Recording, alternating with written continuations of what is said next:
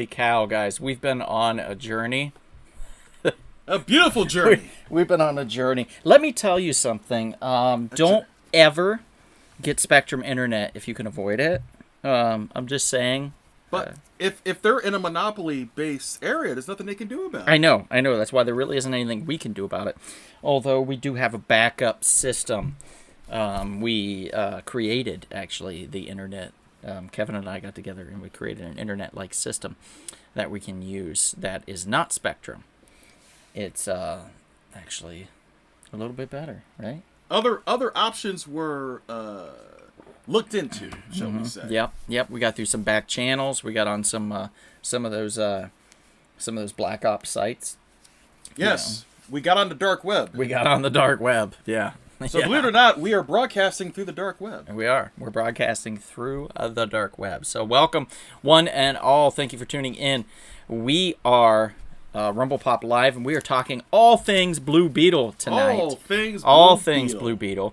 Again, I do apologize for the horrid Spectrum issue that happened. They texted me and everything and said, we're down until 10:30 p.m. tonight. So that would have been another 2 hours. And we were like, eat our assholes raw. And we wouldn't want to keep you on till past midnight or 2 in the morning. Right. If you're East Coast, I mean, it's already kind of late for you, and you're a real trooper for hanging out with us. So we do appreciate that. Absolutely. What I'm going to do right now, though, is I'm going to pull up our link, because it should be a new link, and I'm going to share that with all of our people. And I will spread the Kevin's going to spread the love, the joy. Spread the joy and love of this link. Yes. And while you're doing that, and as I'm doing that, in case you don't know who my co-conspirators are, obviously this is Donald, who's dressed as the Blue Beetle.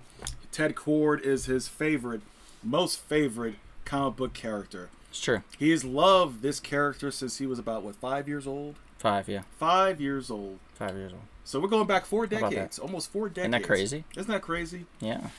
And Tracy, I forgot who your favorite comic book character is. I know who your favorite...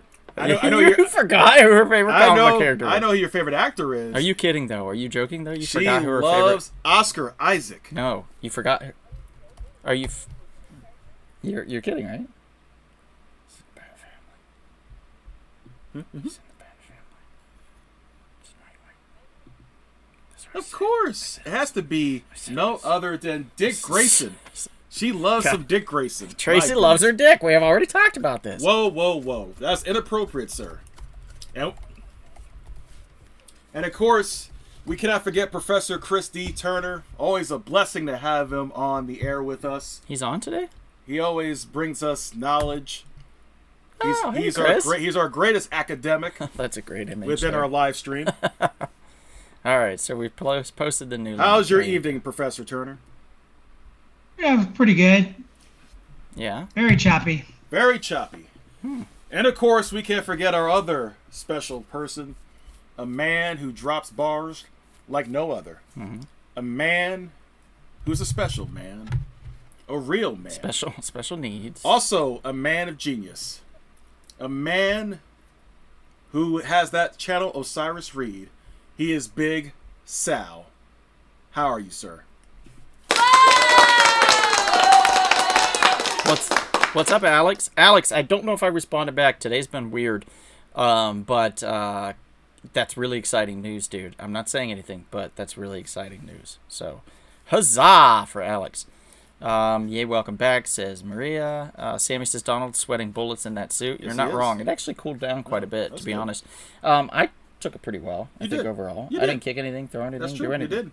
You didn't kick the puppy or anything? I was just like, could my roommate hurry the hell up with the password? And then we ended up not even needing it. So, there we go. Don't talk about hands laying again, Kevin. I won't. No more laying on of hands. Not wrong. No more laying on of hands. And Tracy, forgive me, I forgot to mention your great podcast show with your sister yesterday, tomorrow, and fantasy. So please Isn't there another one? She sent 2 links. What's the other one? There's... Oh, no. Why not? Why? She quit. She quit on it. It was her and a David that did the podcast together. Oh, okay. So it's no longer happening. Do not bring other people. Do not bring people's personal business onto the podcast, onto the live stream. That's wrong. That is wrong. Wrong, man. That's just wrong. Yeah.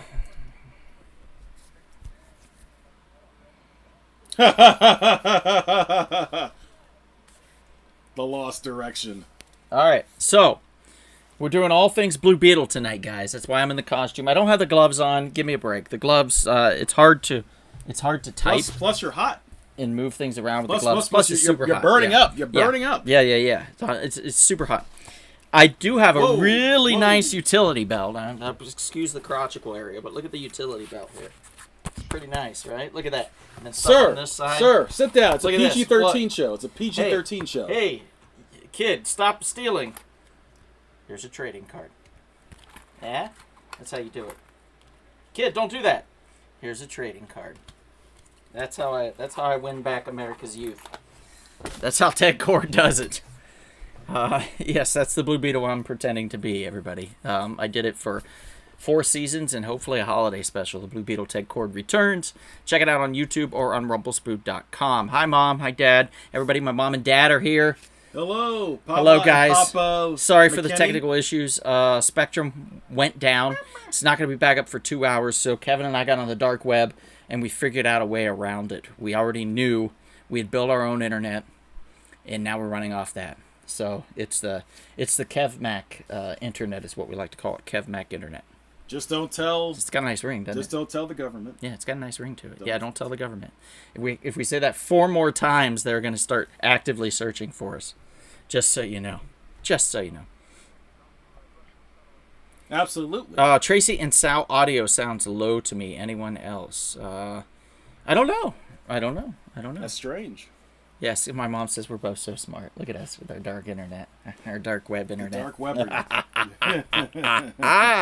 All right, so we're going to talk all things Blue Beetle, including the web series, which I think Chris is going to lovingly discuss a little bit. We're going to have Sal on Jaime Reyes because he's Mexican, right, Kevin? Isn't that why you did that? That's not true. You told him to do it. I and that's did because not. You said because I did not. He's Latino and he'll know his people. I believe is Wow. what you said. Wow. So Tracy is going to be talking about what is she talking about? If I recall, Porn? Tracy will discuss the movie with the young man the movie. from Cobra Kai. That's right. She's discussing the movie. You're discussing Dan Garrett, and I'm discussing Who else? Ted Cord. So, And Booster, right? Probably. yeah, a little booster. We're going to throw a little booster and give you a little booster shot. But before we get started, I was a busy boy over the last 2 weeks. Last week was the 4th of July. We didn't really have a live show. We almost didn't have a live show tonight. So, bear with me. We're going to do an abridged version of this live show tonight. It'll be about an hour is what we're going to run, I think. That's what we're going to shoot for, to keep everybody still within a good time. So on the East Coast, they're not staying up way past their bedtime crazy late. We don't want that. Cray. So thank you for sticking with us. But I'm going to do a little segment here where I talk about comic books. So Here we go.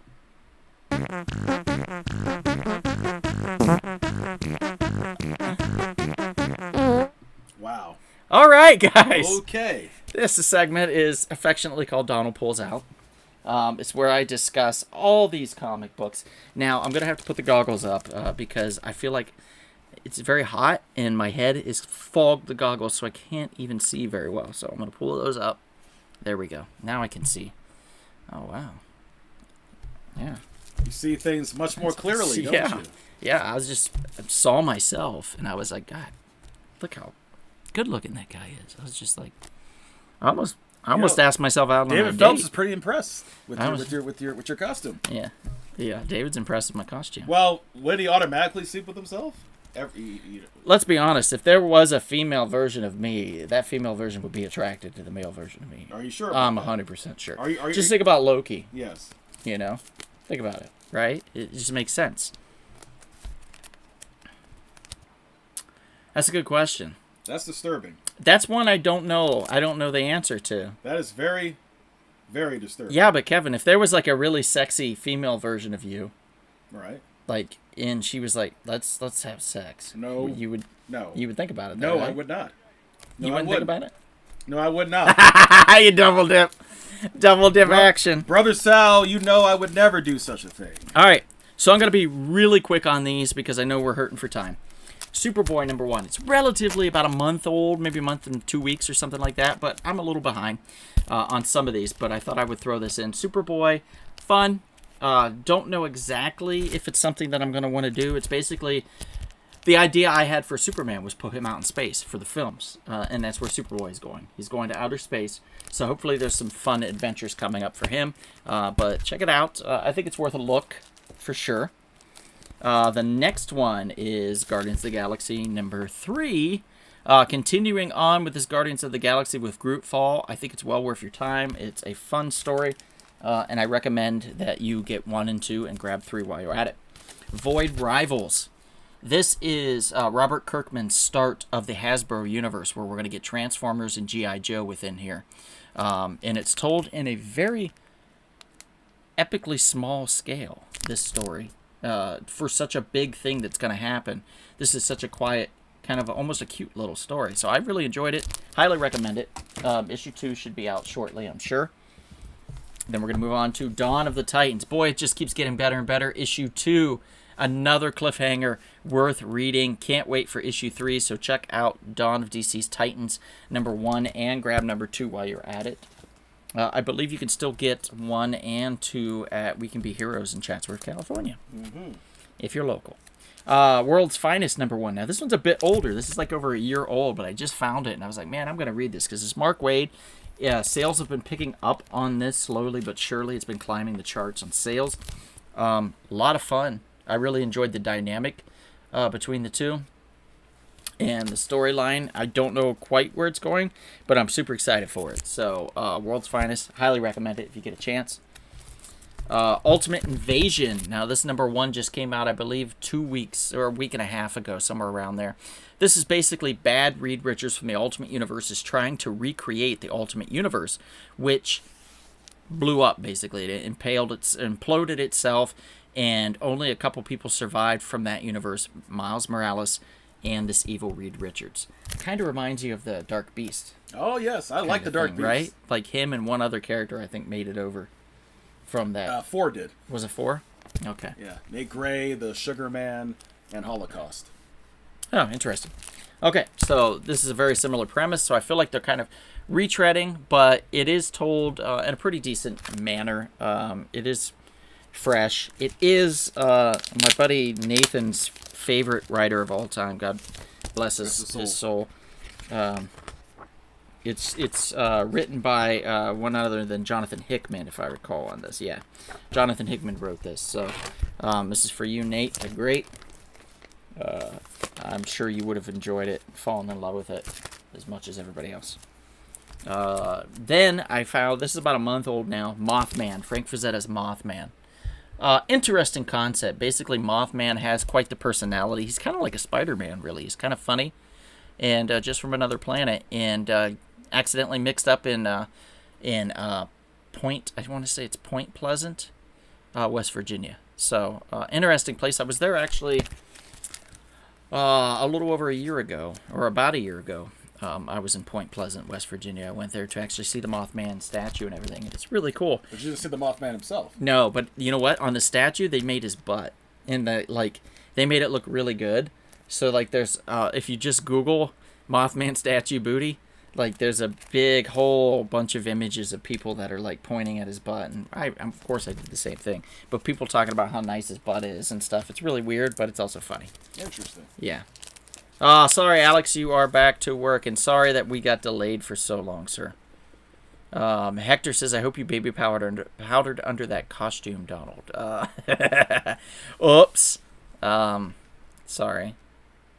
Black Licorice, says Alex. He also said holiday special. Yes, Black Licorice will be in the holiday special, Alex, for sure. And then, last but not least, this one came out, I think it was just last week. So this is the newest, probably the newest of the bunch. This is Pink Elephant by Sumerian Press Comics. This is basically a horror story about taking drugs. So take what you want from that. It is interesting. This last page is a bit of a doozy. of a serial killer that looks like that. So that's kind of cool, I thought. So it's worth a read, I think. Check it out. It might turn into something really fun. So I'm going to say keep going with this one also. So Mothman, stuff like that. All of them, I would say, are worth a look. But if you had to skip a couple, I would skip on Ultimate Invasion and maybe Superboy. But I think I would give the rest a little bit of a shot. Particularly there's indies because they need the love. But anyway, that has been the segment for Donald pulling out. Let's play that again.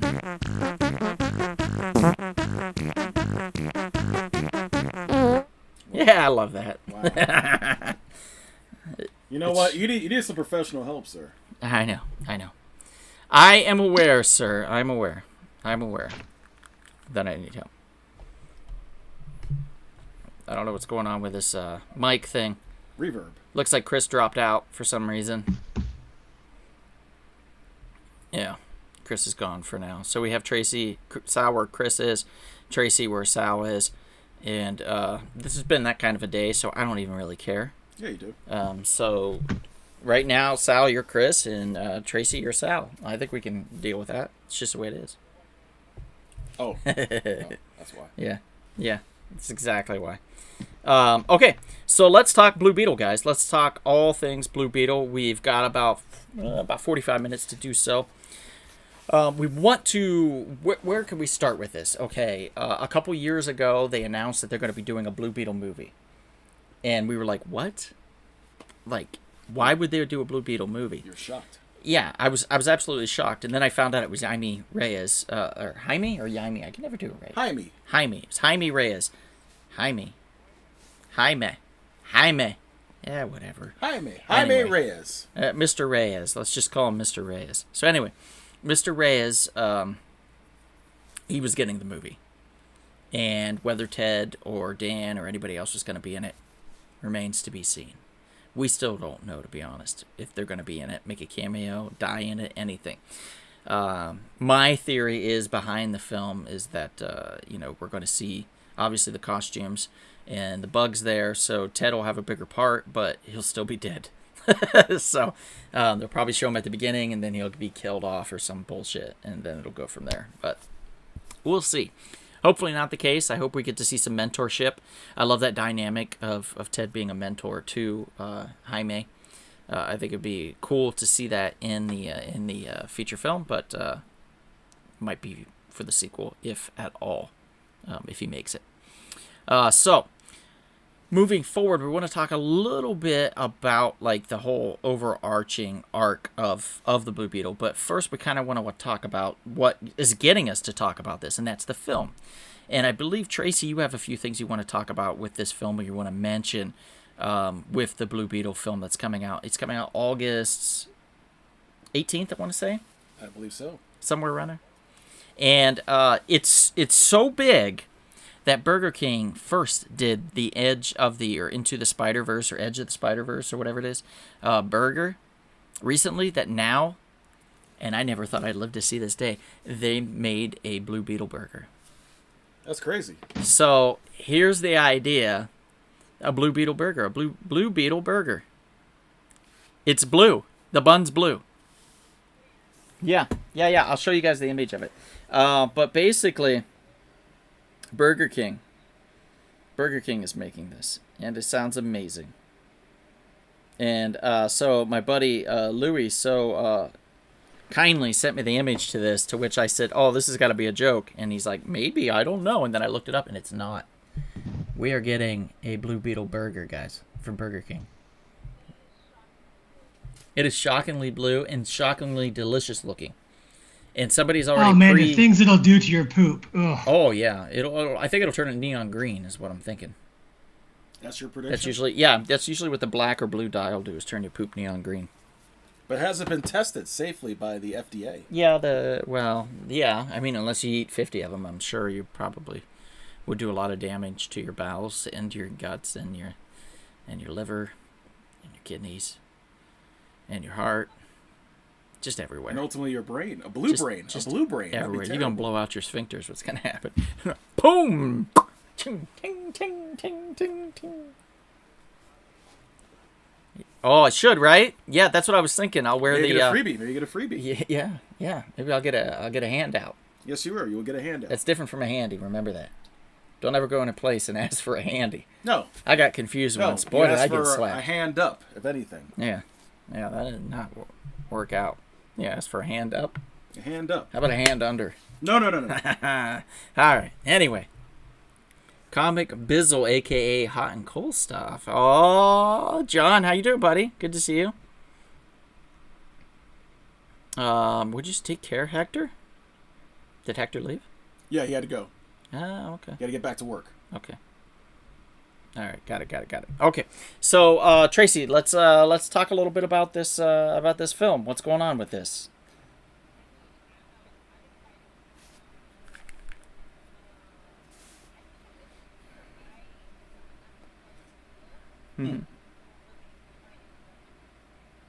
Oh, really?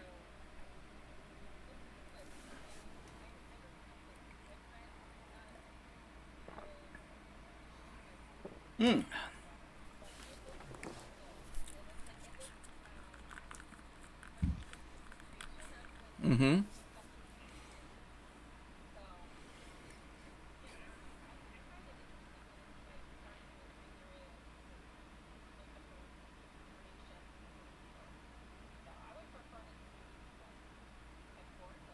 Okay. So you can't hear Tracy or Sal at all, is what people are saying. I can hear a cat. Someone's cat's meowing. Oh. Okay, so maybe Sal and Tracy are down right now as far as their sound. It's been that kind of night, guys. So don't blame yourselves. What about me? Can you guys hear Everybody me? says that they can hear you and they can hear me and they can hear Kevin. So Well, suddenly that's all that's there is important. no Three of sound. us. I mean, So Wow. what we're Wow. going to do is I'm going to call you guys individually. Okay? So that's what I'm going to do. So Chris, I'm going to no, not on the Chris phone. stays put. Chris, no. What? No. But if we can hear him, why kick him out? Because Tracy's talking. Oh. Just let me do my thing. Anyway, I'm gonna say goodbye to Chris for now. Chris, we're gonna call you in a little bit, okay? All right, so we're gonna say goodbye to Chris. don't leave me trapped in this box. That's cold-blooded. Remove from cold-blooded. call, Chris. Okay. Cold-blooded. All right, and let's see if removing Chris was enough to get us where we needed to go. Testing 1 2. Testing. Can you guys all hear Sal? Sal, say something. Yes, I know their names are off, John. I had Spectrum go down. The internet went down, and it's caused a bunch of issues. We're running on autopilot right now with this other internet, Dark web. dark web internet that we have. It may or may not be working well, but it is what it is. No Sal. Okay, so Sal was gone. Sal, I'm going to say goodbye to you for now. Wait, maybe Sal and I needed to be kicked out and then put back in. That's what I was trying to say. No. No. I've done this 10,000 times. Just let me do this, All right. please. All right. Stop. All right, Sal, I'll call you back later. Bye-bye. Okay, so Tracy... Yes. Now everybody can hear Okay. Tracy. What we're going to do is we're going to take this name out there. Sal is gone, and Chris's name, we're going to make that a little bit bigger, and then we're going to close him out, and then we're going to have me down here. And then Kevin is not in the frame, but Kevin will get in the frame here in a minute. And then Tracy will be down here. Okay, so Tracy, start from the beginning. Yes. You said it's your first time knowing anything about the Blue Beetle. Is that correct? I know nothing about the Blue Beetle. I have read not a single issue. I know nothing. I watched like 4 YouTube videos today about the origin of the Blue Beetle to make sure that I knew enough to talk about it a little bit. But I'm really excited about the movie just because I think it looks really good. I think it looks like a good continuation from The Flash and the quality of The Flash. And I know that James Gunn really didn't have much to do with this one or The Flash, but I feel like, I don't know, it's a good start to his tenureship at DC. But yeah, I don't know. And I kind of had thought You said maybe... The Flash is a good way to start it off? Is that what you're saying? yeah, I thought it was really good. I thought the quality of it was really good. Yeah. Yeah, I mean, a lot of people complained elements- about the special effects, particularly with the babies in the beginning, and with the ending, with the folding of the worlds and stuff. But I thought the folding of the worlds was fine. Actually, I wish it was I thought it was great. I wish it was longer. Yeah. Yeah, that was a lot of fun. What are you running off of with that? Nothing. Yeah, just let it go. So David can hear Tracy. That's great. So we got a few comments here really quickly. Let's see. Big Sean's in the house. Thanks for joining. Chris says he's trapped in a black box. That's possible. Sorry, Chris. And then John Fox says the costume blew the sound from the video. Maybe it did. Maybe That it powerful. did. Yeah. Okay, so hey, Extreme Hazard Gaming. Hello, good to see you. Thanks for popping on. Go ahead again, Tracy. I'm so sorry to interrupt. No, that's okay. That's okay. Wait. I'm going to interrupt again. We got the burger. I forgot to mention that. Like, I'm sure everybody saw that earlier, but we got to go over that again. Burger King's making a burger. Spider-Man, they did it for Spider-Man, and now they're doing it for the Blue Beetle, and I never thought I would see this day. And Tracy said she's going to be first in line to get this burger. So blue. Ooh. Yeah. Tracy loves it.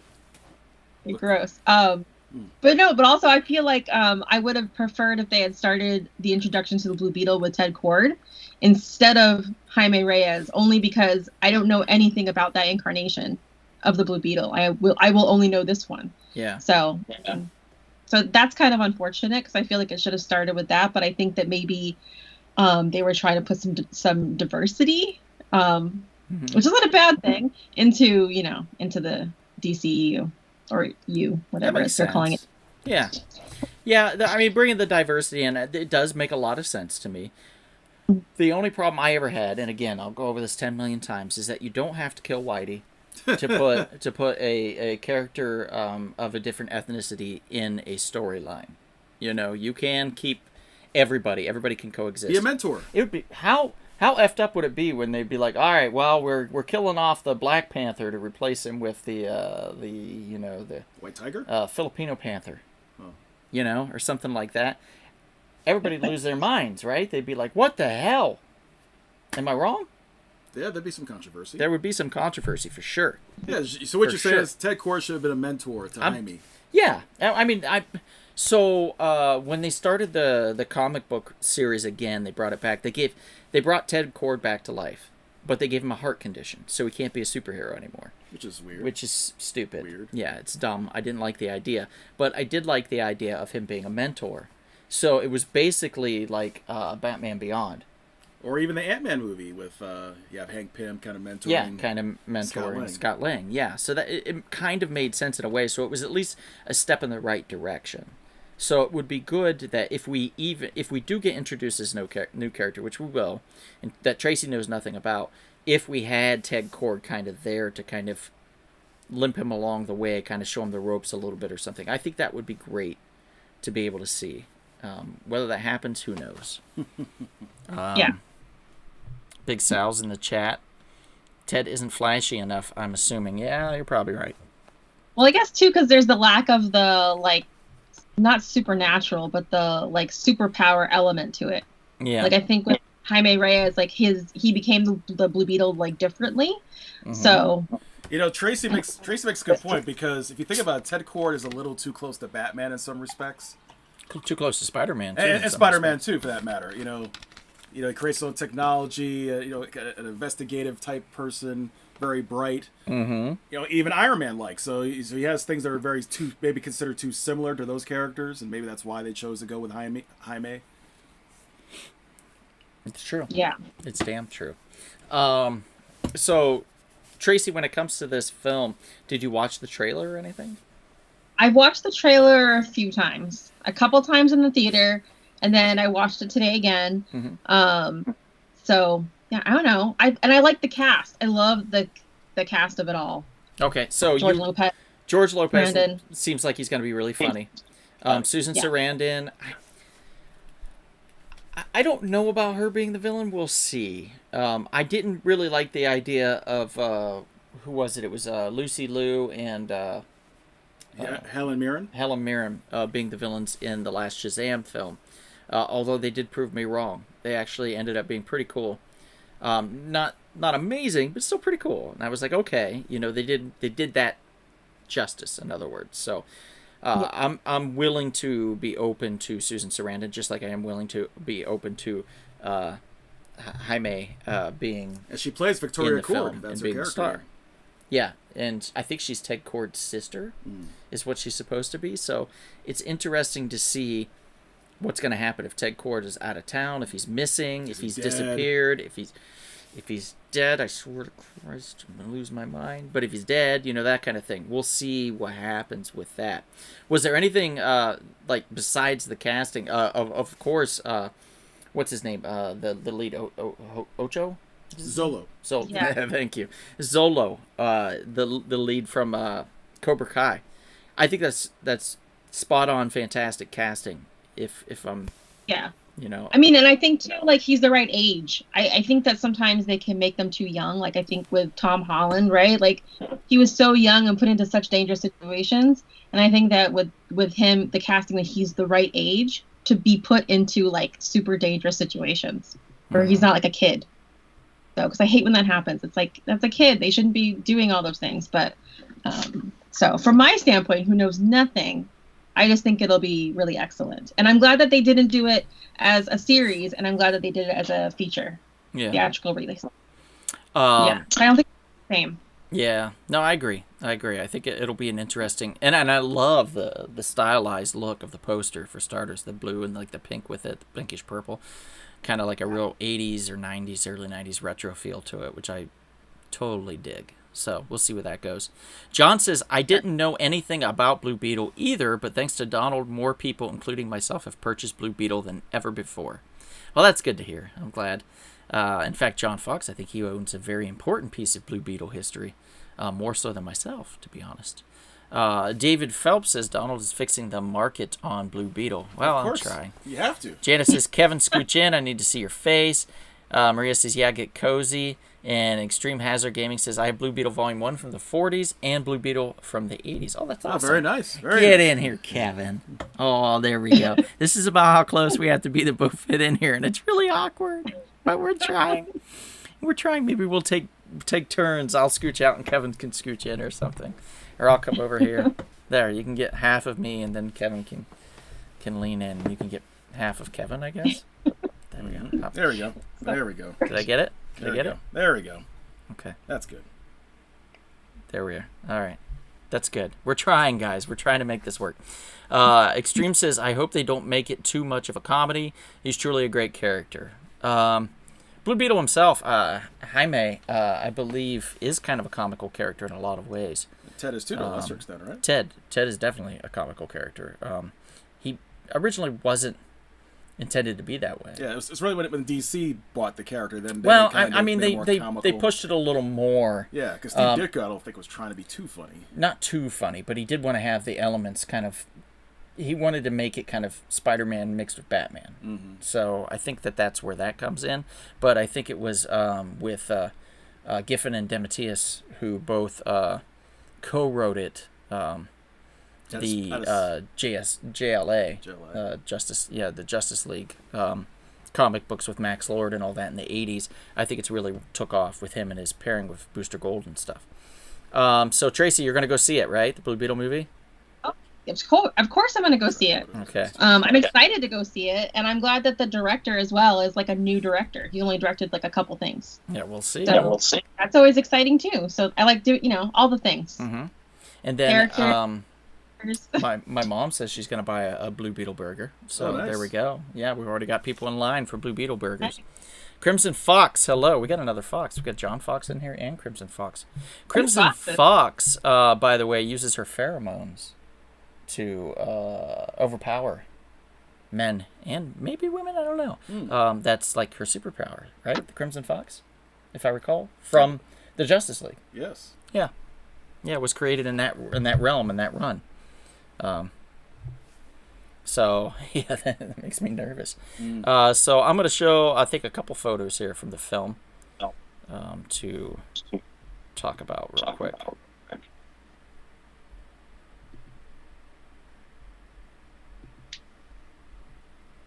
Okay. And we go. We got a scene. It looks like a poster scene for the movie. Yeah, like a poster. That somebody must have created, like yeah, fan made all or something. characters. Yeah, that looks kind of cool. You got Jaime in the background there. You got him as the Blue Beetle in the suit. Got Jenny Cord right there. Jenny Cord. You've got is that Jenny Cord? Mm-hmm. Who's that? That's the actress who plays Jenny Cord. Who's Jenny Cord? I'm assuming it must be. See, I'm assuming that must be Ted's daughter, perhaps. Maybe, yeah, or niece. Niece? Yeah. Who knows? Because Sarandon plays the sister. The sister. Yeah. So it's going to be an interesting comedy action hybrid film, and I think it'll be a lot of fun. So, I hope that we all enjoy it. But in order to enjoy this, we have to move forward and talk about the history of the Blue Beetle a little bit. So we're going to pepper some of that in. So, Kevin, you did a little research yourself on Dan Garrett. So I'm going to let you talk a little bit about that. So why don't you squeeze in a little closer, A little bit. and I'll kind of pop out there. Well, what's interesting about Dan Garrett, I didn't know. I thought he started like maybe in the early 1940s, but it turns out 1939. He debuted a few months after Batman. After Superman, wasn't it? Well, of course. But I'm talking about Batman debuted in the spring of 1939, but Dan Garrett debuted in the summer of 1939. Yeah, that makes sense, yeah. Yeah, Mystery Men Comics #1, which was published by Fox Features Syndicate or Fox Comics. Yep. Now, what's interesting is he started out basically similar to like kind of a Dick Tracy type character, and he kind of wore like a nice jacket and everything, and he was a very brilliant detective. He was a police officer during the daytime, but a crime fighter at nighttime. And his partner Hannigan would try to capture him in his Blue Beetle persona. So the stories were kind of gritty, similar to the early Batman stories. And then a little bit later on in the run, all of a sudden he was given superhuman strength and powers. So there was this thing called Vitamin 2X, if you can believe that. That gave him, these super strength and abilities, which is interesting. And he had a sidekick for a very brief period of time called Spunky. Yes, Spunky. Nice. Yes. Spunk! Yes, indeed. Spunky! Spunky! And here, Hey, what was his call to him? Hey, Spunky!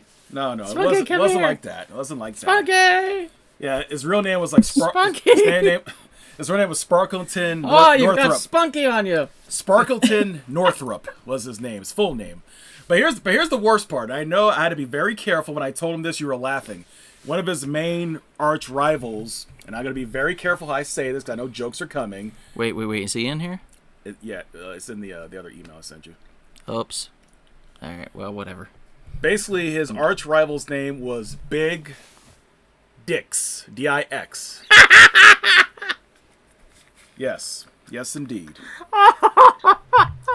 Yep. So they did this on purpose, though, right? And what, in the 1940s? Yes, 1940s? yes, because think about it. You have Really? a sidekick named Spunky and a villain arch rival named Big Dix. Yes. Come on. These are all cock jokes, Kevin. No, they're not. Yeah, this was written by a man, obviously. Like, the character was created by a dude. Yes, Like, that's true. all these characters created by dudes. They were like, let's call this one Big Dicks. Yeah. Yeah. If we show you a picture of him, he's basically like this chubby mafia type dude with a cigar. Kind of like a Edward G. Robinson, like a bigger version, like, I'm Big Dicks, something like that. And I mean, And every time there was a fight scene, Spunky would end up on top of Big Dicks. yes, indeed. Yeah. Yes. Yeah. Well, later on, when Fox Comics went out of business, Charlton, under nefarious circumstances, apparently got a hold of the rights, or just started using the character in the Silver Age in 1964, and that's when the Scarab came into play. Okay. And then they basically retconned the story a little bit. So instead of him being a detective, he's now like an archaeologist. And that's where he discovered the Scarab in Egypt. Yeah. And also around the same time, that's when they introduced your favorite guy, Oh. Ted Cord, who was a student of Dan Garrett. Yep. And of course, Dan Garrett unfortunately paid the price with his life, and then We got a really neat book. I found it if you want to grab it at a bookstore out here in Los Angeles, and it's talking about superhero comics of the Golden Age, and one of those characters in there is the Blue Beetle. This happens to be what volume? Volume number 4, which is odd that they even had this. This is the only one they had, and of course it has the Blue Beetle in it. So it talks about the Blue Beetle. Has some cool panels with the Blue Beetle. Shows you a cover of the Blue Beetle in there. He's underwater, and it's a lot of fun. So this is a really good book. It's called Superhero Comics of the Golden Age: The Illustrated History. The Taylor History of Comics number 4 by Mike Benton, author of Comic Book in America. So if you get a chance to check this out, I highly recommend it. It's super informative, and there's some really good stuff in here. There you go. Yeah. Advertising. Yeah. Buy stuff. Speaking of advertising, we have a few sponsors. You might want to check out Splattered Frog Brewing Company. Go to splatteredfrog.com, type in the code SHORTBOX, and save 20% off your order. That's for koozies, that's for hats, it's for t-shirts, all kinds of Splattered Frog merch that you can wear around proudly and say, I'm wearing this shirt from a company that I'll never be able to get the beer from. In Texas. Yeah, you got to go to Texas. Unfortunately, but they're working on canning and stuff like that. Right now they're a nano brewery, but they're working towards being a microbrewery. We're super excited about that. The other sponsor is Half's Hot Sauce. Go to halfshotsauce.com, type in the coupon code Donald Hiccups, and save 10% off your order. So that could be a good savings because they have a lot of really great hot sauces that I highly recommend you check out. Some of our favorites: Sugar Rush Peach, Trippy Pickle, Main Squeeze, which is a watermelon rhubarb barbecue sauce. They are coming out with a new one called Basic Bitch, which is just a really kind of a like your Tapatio-esque hot sauce that you put on your eggs or something like that in the morning. So it's really good. In fact, when I was up in the Sequoia Mountain area, I stopped at a little market and they had a Cholula green, which was a mix of poblano and jalapeno peppers, and it is freaking delightful. What a revelation. Highly recommend Half's Hot Sauce. For hot sauces, check that out. They have all kinds of varieties and flavors, including the new one that's coming, Basic Bitch. Excellent. And one last thing I want to say on Dan Garrett I forgot to mention. Jack Kirby worked on a comic strip for Dan Garrett back in the 40s. No shit. Yes, indeed. That's awesome. And on top of that, there were multiple radio serial segments that were played. I actually found some of them on the internet like earlier today. Isn't that crazy? I've listened to them earlier, so I had no idea that Blue Beetle actually had a radio serial just like Superman and Batman or Captain America back in the day. Who knew? Yeah. All right. Well, Tracy, I guess this is going to do it for you for the evening for now. Well, maybe we'll call you back in a little bit later. But for now, we will let you go in a second here. I'm going to bring up the other person, and then we won't be able to hear you. So let me call in our other guest here. So we are going to pull up The next co-host, if I can find them. And here we go. We are going to bring in, Yeah.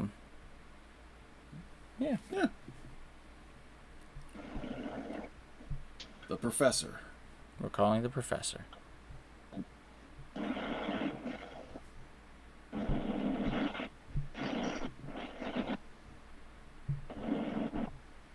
And Tracy, we will talk to you later then. Bye. All right. Bye-bye. Bye.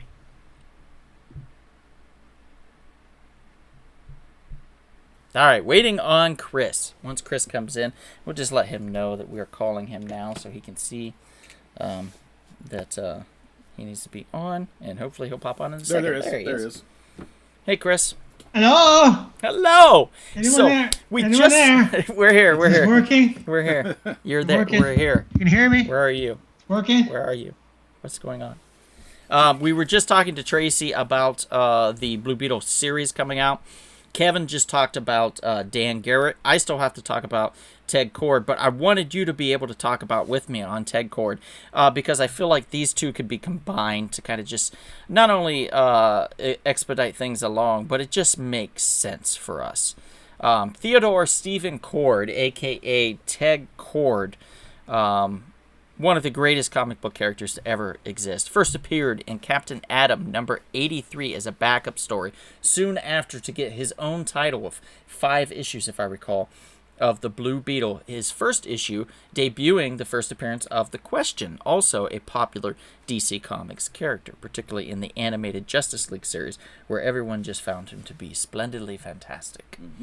So about Ted Kord, he's a genius-level inventor, gifted athlete, much more in common with the Fox original, actually, than Charlton's earlier imagining of the character.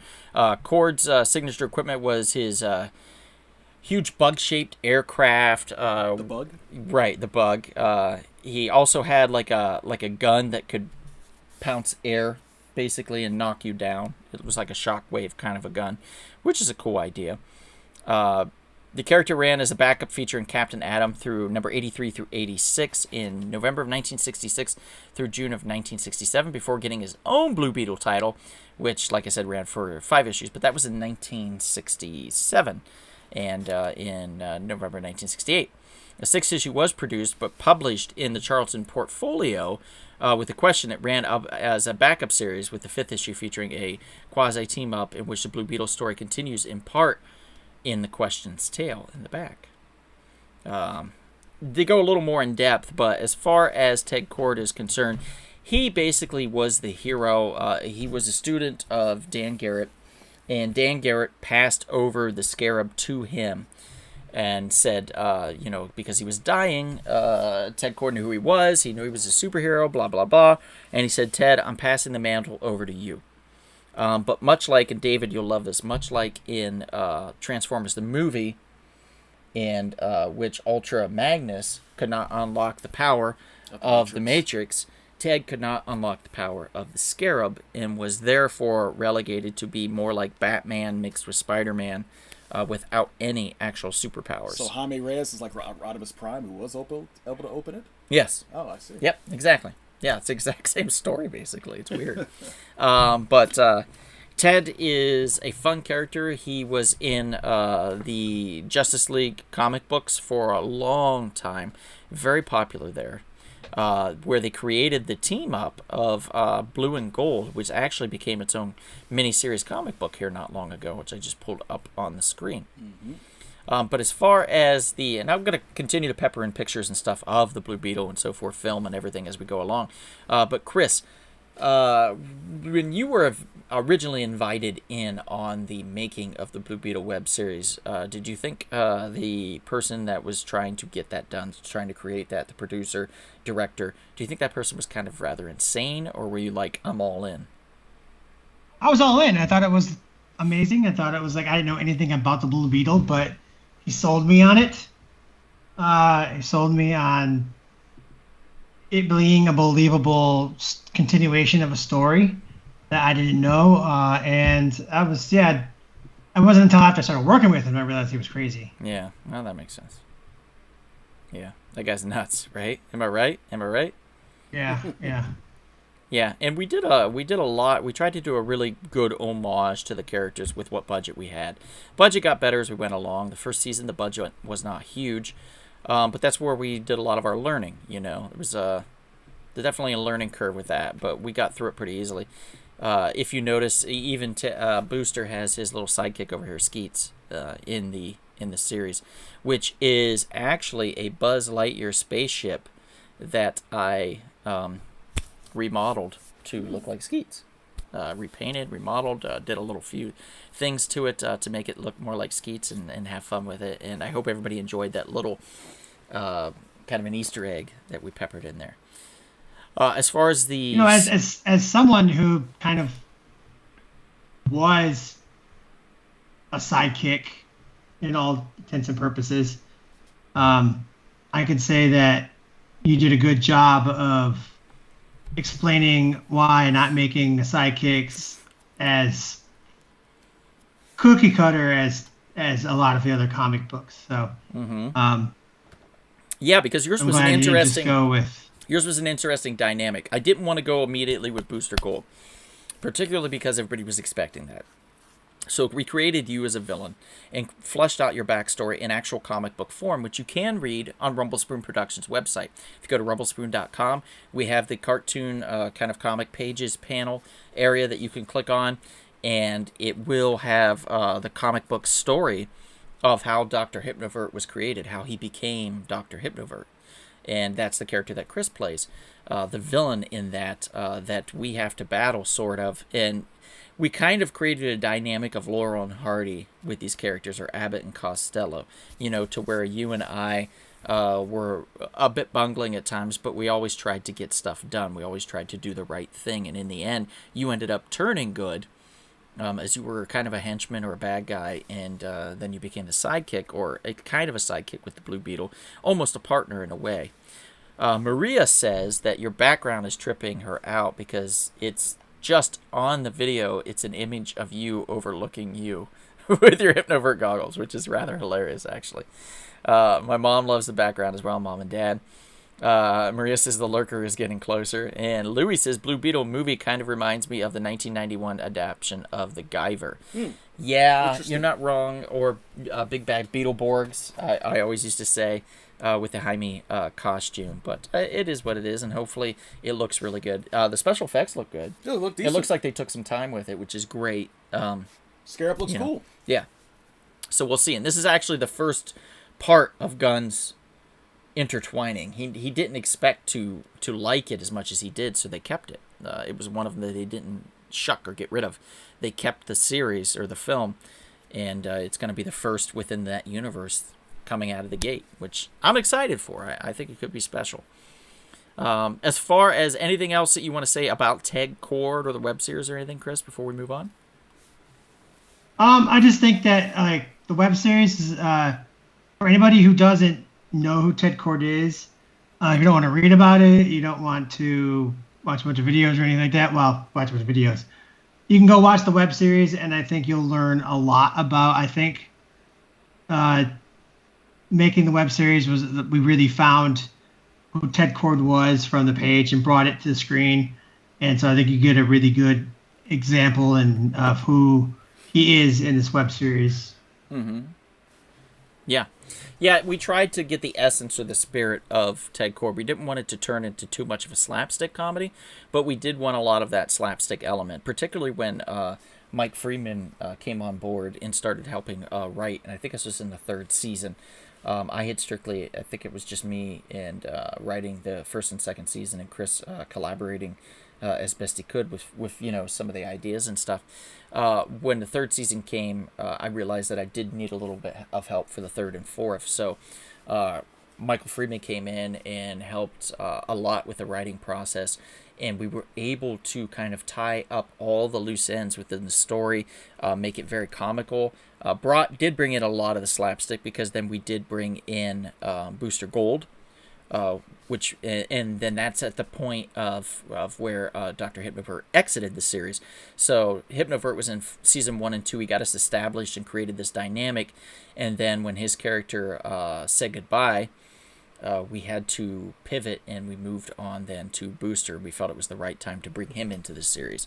So it's a lot of fun. If you get a chance, go to rumblespoon.com. I'm going to put the website in the chat. All you have to do is just copy it and paste it onto your browser, and it'll pull right up. Okay, there we go.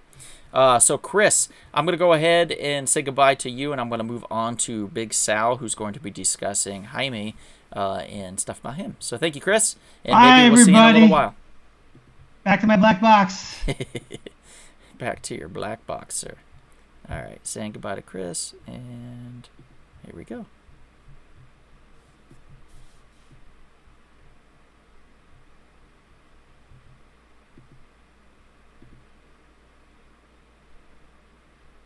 All right, moving on here.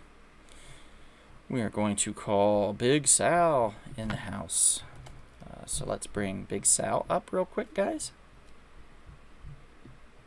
And here he should be coming in here in a second. You're going to hear this lovely noise popping up. Maybe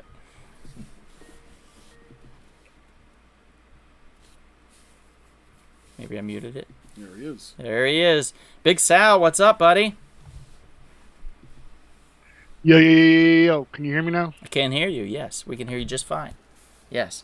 Thanks for popping in, sir. We appreciate it. Of course. And we want to talk a little bit about Jaime Reyes. Now, we've talked about with Tracy, we've talked about the film itself, what she believes is going to be good about it, how she's excited for it. We've talked to Chris about the web series of the Blue Beetle, and then we talked. I peppered in some Ted Cord background, so we talked about that a little bit, and we talked to Kevin here about Dan Garrett. So we've got a little bit of everything with all of these characters. So now it's time for Jaime, and what do we have for Jaime? Sal, anything interesting about this guy?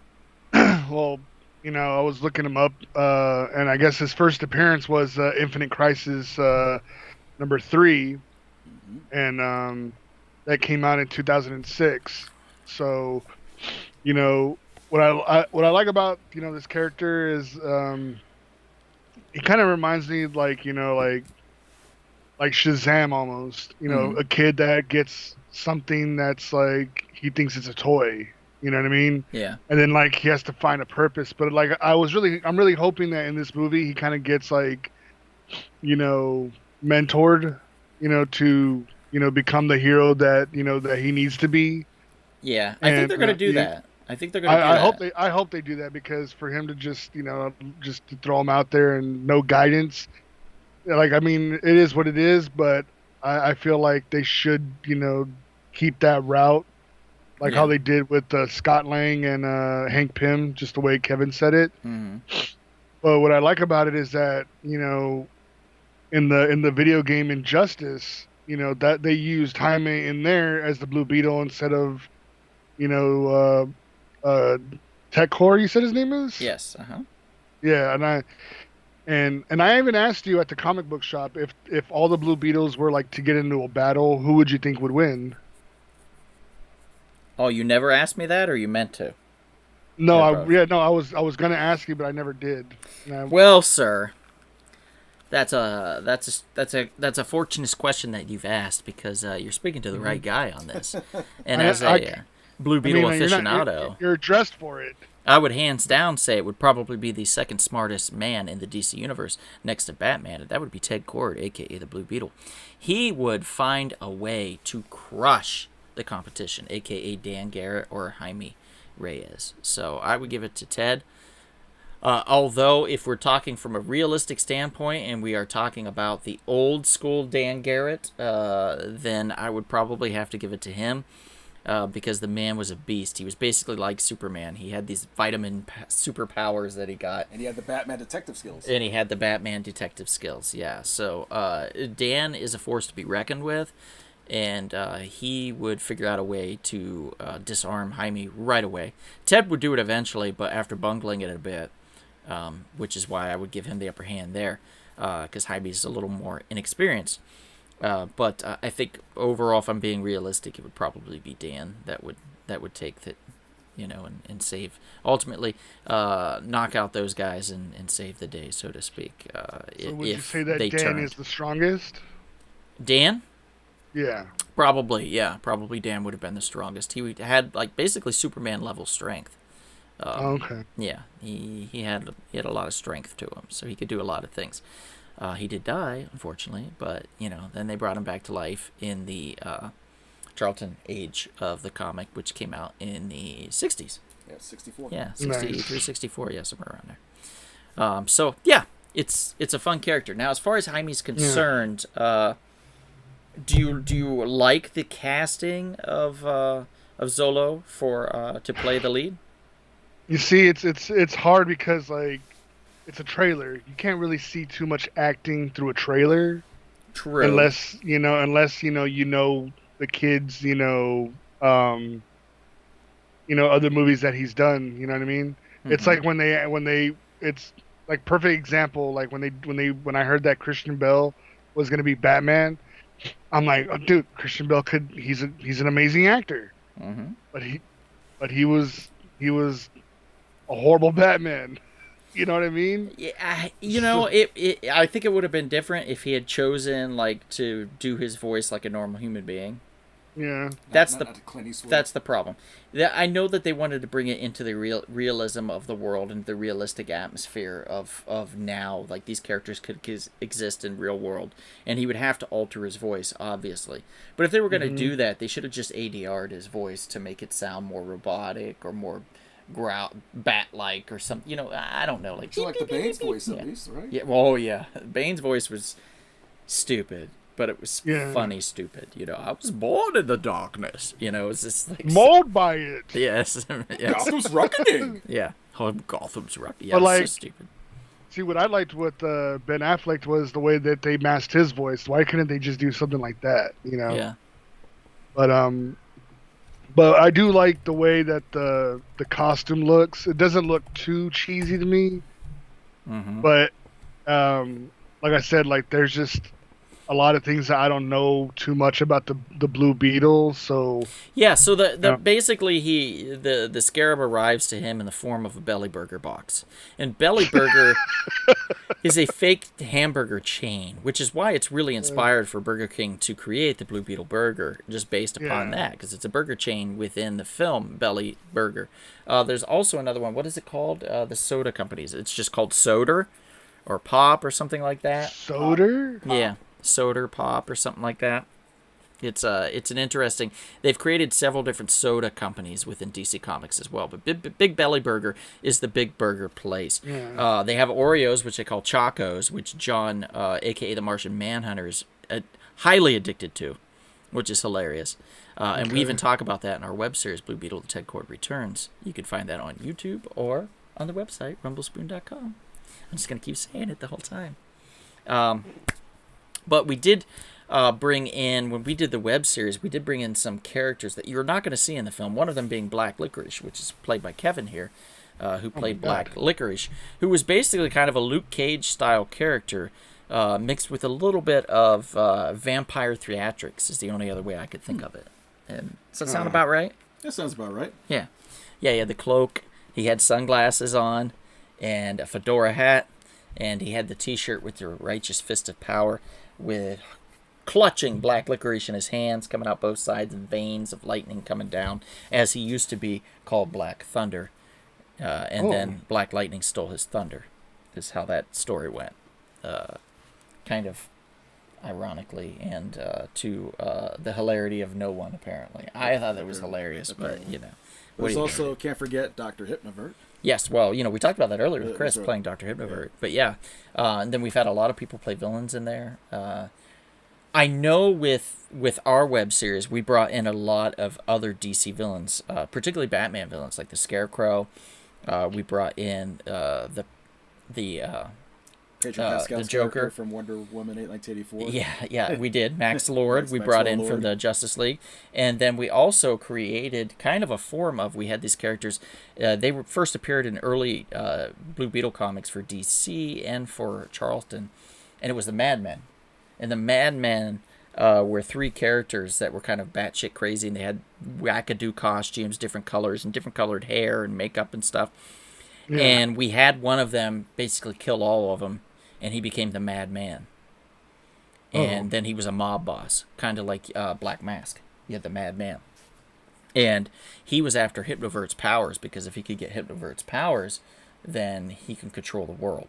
So Hypnovert was on the run, and I was kind of sheltering him as we tried to figure out who was after him and why I was back from the dead. So it kind of created that. So I'm hoping... Oh, you can't forget the body doubles. Oh, yeah, the body doubles were great.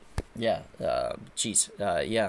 Sophie and Kim did a fantastic job as those two characters. And a lot of fun, too. You got to play off them a lot, actually. Yeah, that was a lot of fun. That was a lot of fun. But I'm hoping... Did they announce who Blue Beetle is like going up against in the movie? Yeah, they did. Susan Sarandon's one of them, being Ted Cord's sister. She's the main villain as Victoria. But there is another dude that creates a suit, if I recall, and then comes after Jaime, and I can't remember his name. But they show a small clip of him, and he kind of looks like Kraven the Hunter in the trailer. But he's Okay. not. He's just this dude with this costume, and he pops in this costume, and he comes after Ted. It's a very similar to, or not Ted, to Jaime. It's very similar to that costume that Jaime's wearing, actually. So is Okay. it part of that world, or is it something they've created in the lab to counter that technology? We don't know. It's like it's it's like the Ant-Man. Like who was the like what was the guy's name? The Hornet or whatever. Oh, the Wasp. Oh, it's a Yellow Or Jacket. Yellow Jacket, yeah, I'm sorry. Yeah, Yellow Jacket. Jacket, yeah. Yeah, okay. Yellow Almost like- Jacket. It's almost like that. Which is funny because Hank Pym was Yellow Jacket too originally too. So they kind of, yeah. So they pivoted and they changed it a little bit. So they might do that, and they might bring in some other DC villains as well. We might see that, which I've always felt Blue Beetle never truly had great villains, except for the Madman, which I thought could have been truly great if they had done them in a different way. And that's why we did what we did with the killing the rest of them and creating the Madman. And he was kind of like the kingpin of that world. And I thought that was fun. And I hope that if DC does anything like that with this film, I'm going to take full credit for it. You know that, right, Kevin? That's right. Yeah, I'm gonna Oh take, yeah, Conrad Carapax is you're thinking of. that's it. Conrad Carapax. Yeah. And basically, he's the dude with the suit. Do you know any more about him? It's just like you said, the arch rival in this case. Yeah, to... basically, he's just the arch Well, actually, rival of Ted at the time. And back in the day, he was also a Dan Garrett rival as well, apparently. Yeah, so he's been around for a long time. It's just nobody knows who Conrad Carapax is. Also, another thing, you said that they ripped you off, and I can back you up on this. The Scarlet Beetle concept. Yeah, I did create a character with Louis Castillo, wonderful cartoonist. If you ever get a chance to work with him, highly recommend him. You can actually reach out to him. I think his contact is still on our website, rumblespoon.com. But he did a fantastic job working with me to create a character called the Scarlet Beetle, who immediately became a character in Justice Society as a Blue Beetle spinoff. Same look, same skin tone, same everything. Like everything, they just 100% ripped off our character. And I thought people were crazy when they talk about that kind of shit, but it happened, and I still can't believe it. But I guess I should be flattered, right, Louis? I guess we should be flattered. The lawyers are working on it, right? Yeah, sure. Is Blue Beetle a part of Teen Titans, or is he just solo? Jaime did become part of the Teen Titans or the Young Justice crew for a while, and you can see him in the animated series. He does come in and is a part of that team for a while. I don't know how long, but he is a part of the team for a while. So if you get a chance to check out, and Young Justice is a great series, period. So if you get a chance to watch it, highly recommend going and watching that series. It's really a lot of fun. Would that be a good direction for them to do to set up a Young Justice? I think it would be. Absolutely. I don't think anybody would expect it, which is smart. I mean, look at that they're doing the Teen Titans, and then it's a TV show. Right. Now they're doing the Blue Beetle, film. Yeah. If you were, had your hand in the cookie jar, what would be the next character that you would want to come out in the big screen to assemble Young Justice?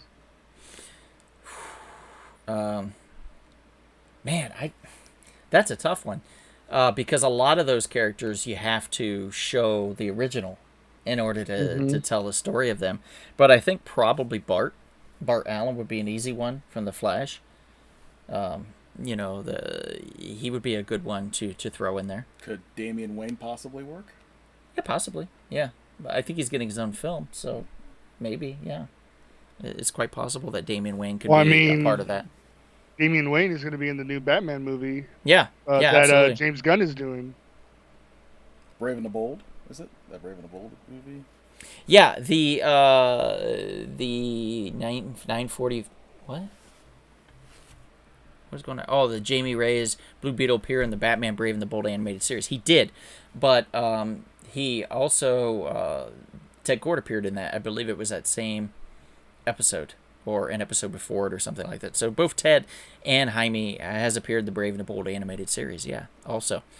So I guess you could throw him in with Batman, but I think that the Young Justice is a great idea. I think Bart would be a great addition to that. I think probably Damien as Robin would be a great choice because he's cocky little shit. I would love to see Crush, who's Lobo's daughter, but without knowing who Lobo is, it's going to be a little hard to do that. So I don't know if that's particularly something that we could do. Wonder Girl, which is basically one of the Amazonians from Themyscira, only younger, would be a great addition also. So I think it'd be a nice dynamic between those characters. Also, Red Tornado. You have to have Red Tornado in there. I would like to see a Raven. No Spunky. No I would like to see Raven because you could actually bring in Constantine in the Raven movie for all the demonic stuff because her father is what's that dude's name? He's like one of the old gods. Trigon. Yeah, Trigon. There you go, Trigon. Lord Trigon or whatever. Yeah. Yeah. Mm-hmm. Because that would be I would like to see something like that. Like if they're assembling the team. Have you seen the Titans TV show on HBO Max? They've already kind of did a little bit of that. I have not seen that yet. Yeah. So you might want to watch that because it might have some of that stuff in there. Okay. But it would be cool to see Deadman in there. It would be Louis says, does Dr. Alchemy count as a good villain for the Blue Beetle? I think that would be a good choice.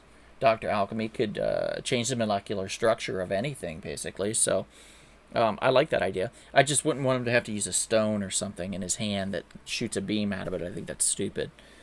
He should be able to do it with some type of power that he has within him. Like a ray that he shoots out of his hand or his fingertips or something like that. I think would be cool. Extreme says, do you think the movie will give a nod to the NNs that came before? And would that be a good thing? The NNs. The Blue Beetles, I think is what he's referring to.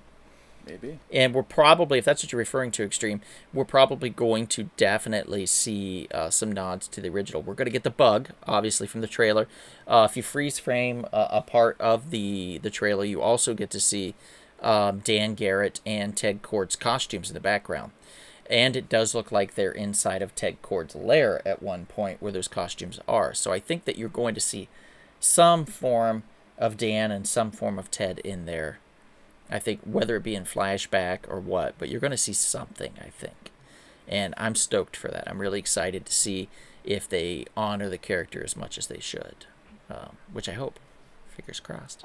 You know who was a really interesting villain that went up against Blue Beetle is Silverback. He's like this robotic, the robotic gorilla that has cable guns. Yep. That would be really interesting to see because alien technology versus the gorilla with its technology. I think that would be a good visual movie for us. It's like Gorilla Grodd with guns. It's like a mini King Kong with machine guns. It's yeah, that could be a cool idea to throw him in the mix. But I think he would be more like a Penguin-esque character, in that they would have to have two villains. There would have to be another villain in there along with him, and he would probably be working for somebody, in other words. Or he would be like the Joker in just a force of nature while they're trying to stop this other thing from happening. That certainly could be. And I would like to see some of the other characters, superheroes and stuff, make an appearance. Particularly, I think that they're going to shoehorn something in at the end of this, in the credits. I think we're going to see something really cool in the credits.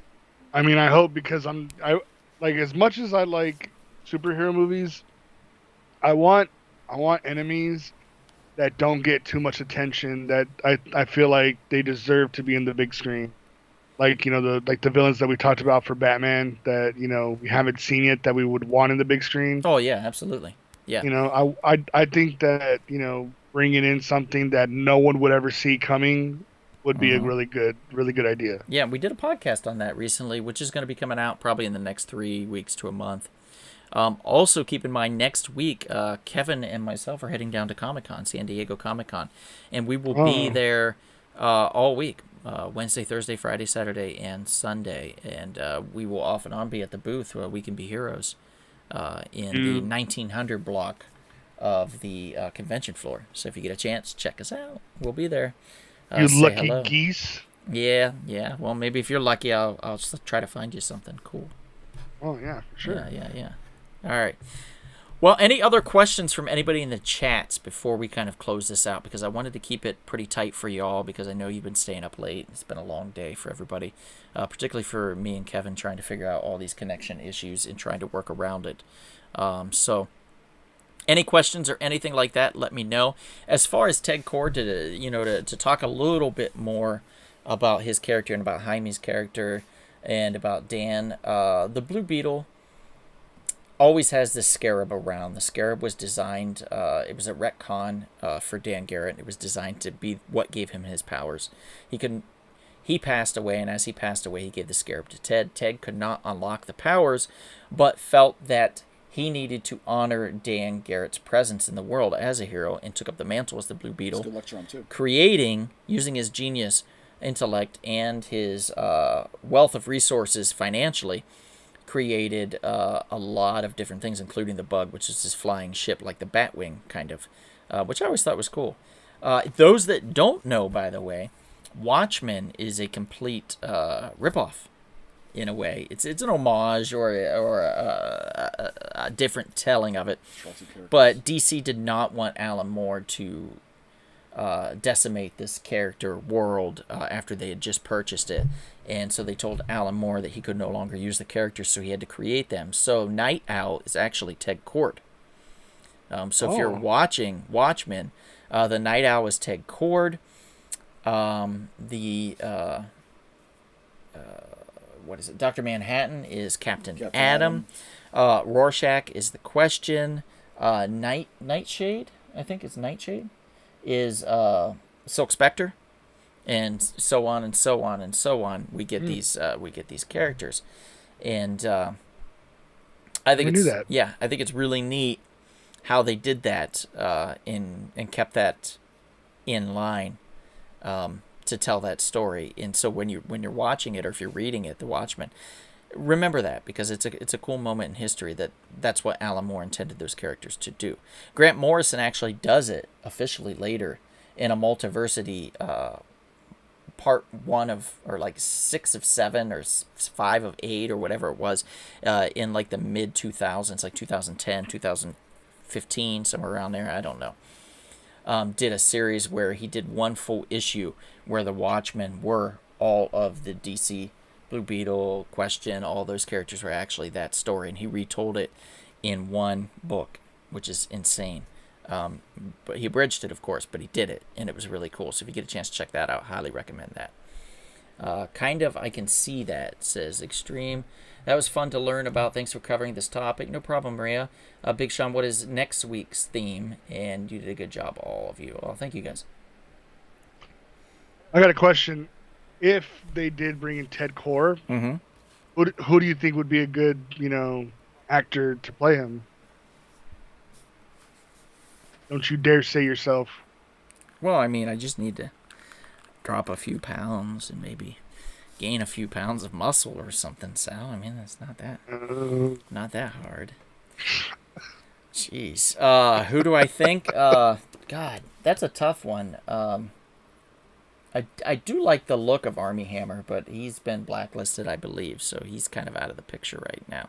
Damn, he got blacklisted. Yeah. Well, because he wants to eat women's flesh. Also, I think what's his name from Psyched? Everybody wanted him.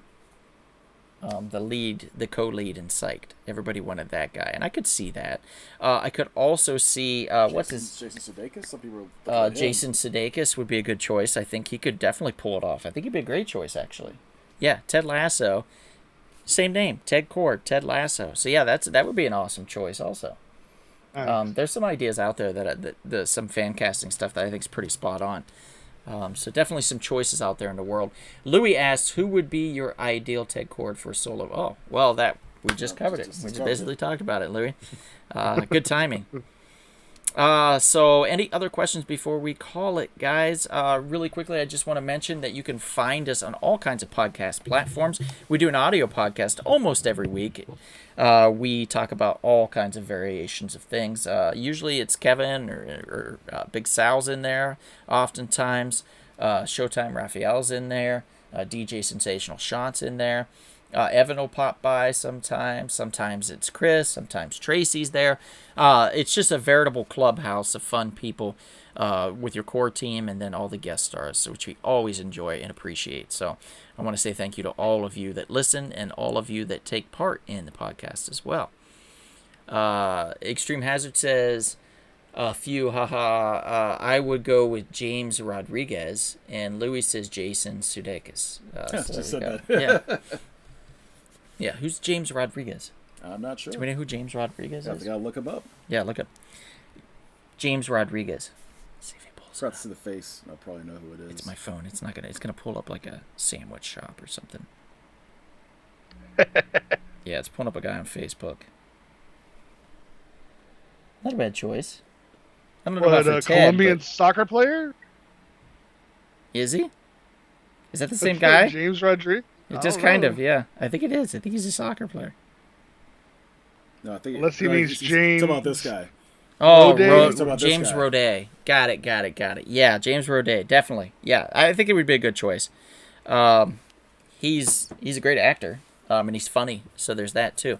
But I think he's the right age. He's age appropriate, so that's a good choice too. 47. Yeah, so maybe if he's in shape, I don't know. But although Ted wasn't always in shape either, and they talked about that, his struggle with weight in the comic books, which I thought was pretty cool. That to know that there was a superhero that was struggling with weight gain and weight loss and stuff, and I feel like that's an important thing that they don't really talk about ever in comic books. So hats off to Giffen and Demetrius for that, for sure. And hats off to you, the audience, who stuck with us. Thank you very much for being a part of this. We appreciate all of you. Find us on Spotify, Spreaker, iHeartRadio, Amazon, Google, Podbean, TuneIn. Spreaker. You name it, we're on it. And if we're not, reach out to us and we'll get on that platform for you because we want you to feel taken care of and we want you to enjoy the show. With that, thanks again, Sal, for being on. I know it says your name is Tracy right now. But you... I like Nightwing. Yep, that sounds about right. So good. Probably gonna kick my ass. Probably. She She's will. watching right now. She's going to kick your On ass. Wednesday, you're in trouble. Yeah, you're in so much trouble, dude. All right, guys. Well, thank you for tuning in and listening. We are Rumble Pop Live. My name is Donald. This is Kevin. That's Big Sal. And perhaps if you're feeling a little parched, you should maybe... Have an intelligent, spicy, and of course, blue Rumble Pop. He didn't know where to go on that one.